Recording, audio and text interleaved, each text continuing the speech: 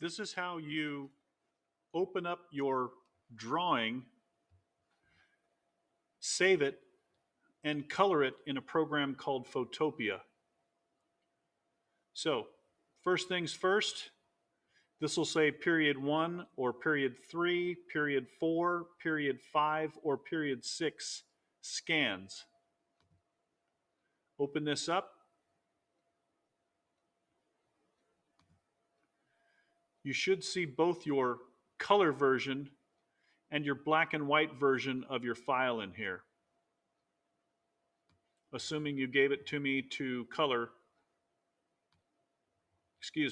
assuming you gave it to me to scan before you colored it. So I'm going to click one time on this file.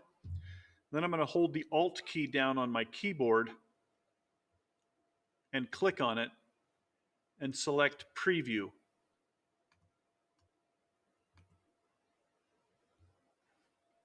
So here's a preview of my black and white scan. I'm going to click on the download folder over here, the download icon, and it's going to download this file to my computer. Then I'm going to close this window, go back to Google Classroom, and click on Photopea Online Photo Editor.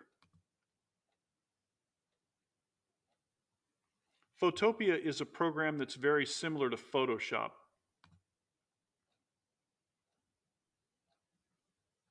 So I'm going to click Open from Computer.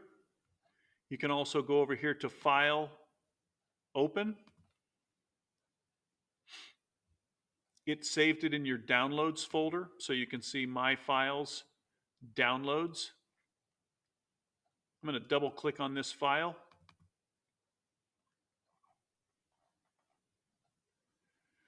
The first thing I'm going to do is I'm going to select all of the black lines on here using the select filter or the select choice on here. I'm going to do select, color range. When this box pops up, you can click and drag it up like this from the top of this menu. I'm going to click one time in the white area of this illustration. And then you can still see some gray in here. Since I want it to be just the black, I'm going to move the fuzziness over to the right by clicking this little dot and moving it to the right. Somewhere around 80, if you want to switch this to this number, is usually a good number. Then I'm going to click OK. And you'll notice all these little dotted lines around everything. Now what I've selected is the white area, but I want to save the black area. So I'm going to go back to Select and do what's called an inverse selection. So it just reversed the selection, so now that everything that is selected is black that's on the screen.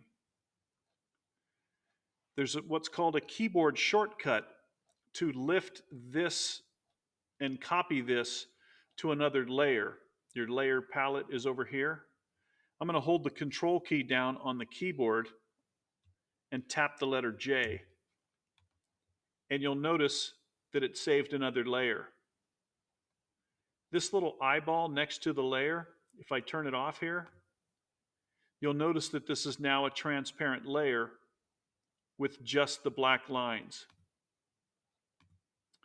So I'm going to keep this layer off for now. Click on it.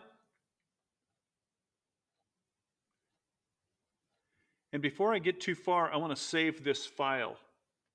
So I'm going to go File, Save as PSD, and save it right back into my computer. Now it's a saved PSD file that I can open and play around with in the next video.